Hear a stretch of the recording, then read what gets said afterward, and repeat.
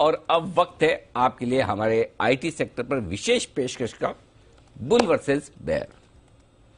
तैयार है हमारे साथ कुशल और तैयार है हमारे साथ वरुण। आईटी सेक्टर पर कौन है तेजी में, कौन है मंदी में, जान लीजिए। शुरुआत करिए कुशल आप।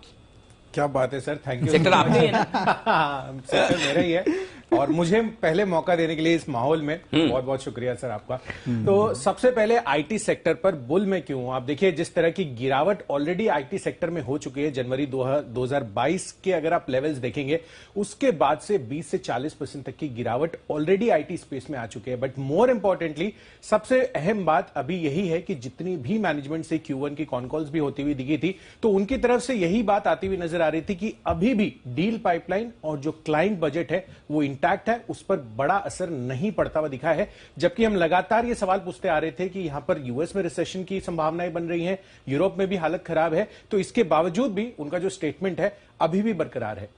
देखिए आईटी सेक्टर पे बेयर होने का मेरा सबसे बड़ा कारण है ना कुशल, पावेल साहब है। क्योंकि लगातार ब्याज दरें बढ़ाते जा रहे हैं और उसके बाद भी इन्फ्लेशन जो है वो लगातार बढ़ते जा रहे हैं। यानी कि देख के तो ऐसा लगता है कि पेट दर्द के लिए सर दर्द की दवाई दी जा रही है और इसके लिए पेशेंट ठीक नहीं हो रहा है, तो कहीं ना कहीं डॉक्टर साहब को इलाज जो है उसमें बदलाव करना पड़ेगा और अगर नहीं करेंगे तो आपके खर्चे बढ़ते जाएंगे। और यही आईटी कंपनीज के साथ हो रहा है। ये आईटी कंपनीज के लिए बहुत बड़ी दिक्कत की बात हो सकती है कि इनके खर्चे जो है वो काफी हद तक बढ़ सकते हैं, तो ओवरऑल बजट है वो काफी हद तक बढ़ सकता है और इसका इंपैक्ट इन कंपनीज के रेवेन्यूज पे होगा। और कैलेंडर ईयर 23 तक माना जा रहा है कि महंगाई अगर इस तरह से बढ़ती रही तो इनकी हालत खराब हो सकती है। डेफिनेटली वरुण, ये हो सकता है क्योंकि ऑब्वियसली ये इवेंट भी होता हुआ दिखा है, इसकी वजह से आज हम भारी गिरावट भी देख रहे हैं पूरे के पूरे आईटी स्पेस में। पर लॉन्ग टर्म अगर आप यहां पर आउटलुक देखें तो वो आगे चलकर काफी पॉजिटिव भी बन सकता है। क्यों? क्योंकि आप देखिए वैल्यूएशन के लिहाज से, जैसे कि मैं बता रहा था, टीसीएस, इन्फोसिस दोनों ही 20-20% ऑलरेडी लुढ़क चुके हैं। इनफैक्ट अगर आप और 3 बड़ी आईटी कंपनियों की भी बात करें तो वहां पर भी 30 से 40% तक की गिरावट ऑलरेडी आ चुकी है।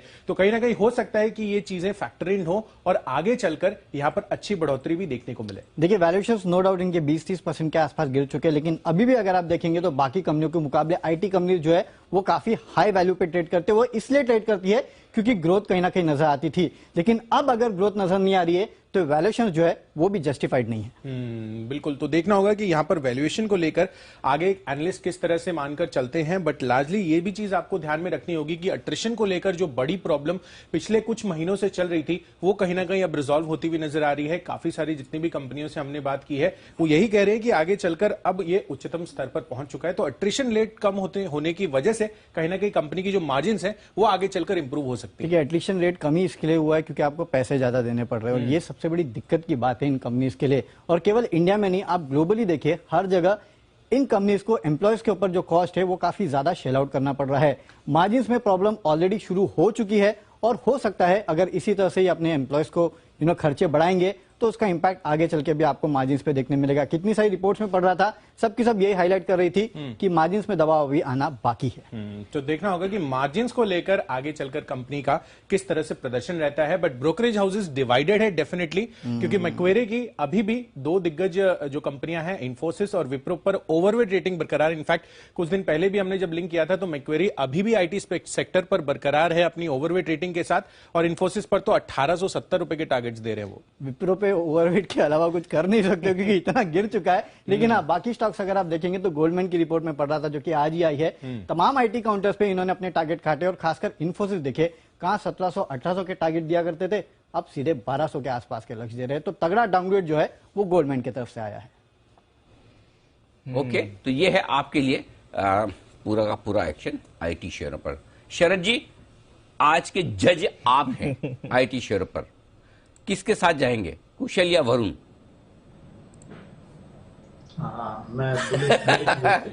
मैंने आपको सवाल फंसाने वाले ही पूछा था, मुझे मालूम था आपको पता नहीं होगा कुशल कौन सा है वरुण कौन सा है। अगर मैं पूछता आपको कि तेजी के साथ जाएंगे मंदी के साथ, आराम से बता देते। तो आप कम आते हो ना, लेकिन जब भी आते हो ऐसा मौका कोई छोड़ते नहीं है कोई। बताए सर, कुशल जो है ना वो जो बुल जैसे दिख रहे हैं, लंबे चौड़े हट्टे कट्टे, ये तेजी वाले, और जो दुबले पतले से दिख रहे हैं ना वरुण, वो बेर है। वैसे आज दिन तो बैठ गई, मैं जस्ट अभी कंफ्यूज हो गया, आपने अचानक से नाम पूछा तो। जी जी, मैं बुलिश व्यू के साथ ही जाऊंगा। जैसा कि दोनों लोगों ने अपने अपने पक्ष बहुत अच्छे से रखे, बट जो एट्रिशन वाली प्रॉब्लम है वो मेरे हिसाब से हमारे पीछे है, और आने वाले समय में यूएस में भी एट्रिशन और जो लेबर इश्यूज हैं उसमें काफी सुधार आना चाहिए।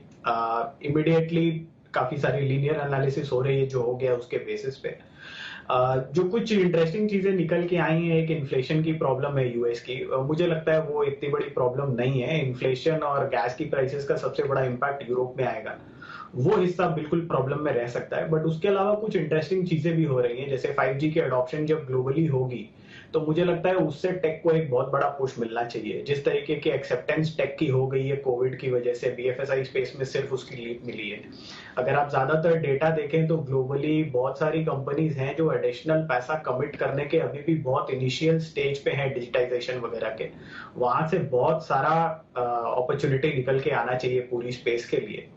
अभी थोड़ा ज्यादा पेसिमिस्टिक हो गया। मैं कुछ दिन पहले मेटावर्स के बारे में पढ़ रहा था कि मेटावर्स में जो अपॉर्चुनिटी है वो लगभग 18 से 20 टाइम होने की उम्मीद कर रहे हैं अगले 7 से 8 साल में, और 47-48 बिलियन से बढ़ के 678 बिलियन डॉलर्स की अपॉर्चुनिटी है।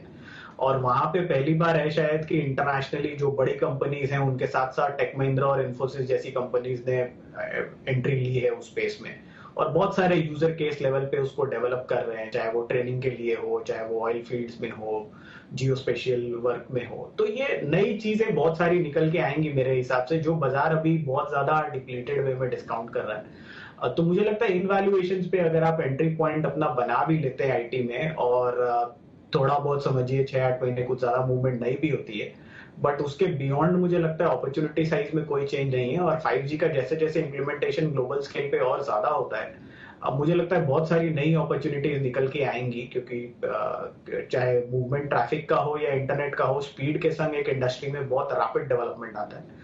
तो मुझे लगता है मैं काफी बुलिश रहूंगा इस स्पेस पे। मुझे लगता है ये दोनों चीजें, इन्फ्लेशन और अट्रिशन बिहाइंड द कर्व है। यूएस का रिसेशन मेरे हिसाब से ज्यादा अरिथमेटिक है, साइज के हिसाब से मटेरियल है, बट ग्रोथ वहां से ऐसी कुछ आ नहीं रही है। तो ग्रोथ डेवलपिंग वर्ल्ड से आएगी, और 5G के अडॉप्शन से मुझे लगता है बहुत बड़ा चेंज स्पेस में आना चाहिए। ओके, तो ये है आपके लिए राय आईटी शेयर पर बुलिश साइड पर आती हुई शरद जी की तरफ से।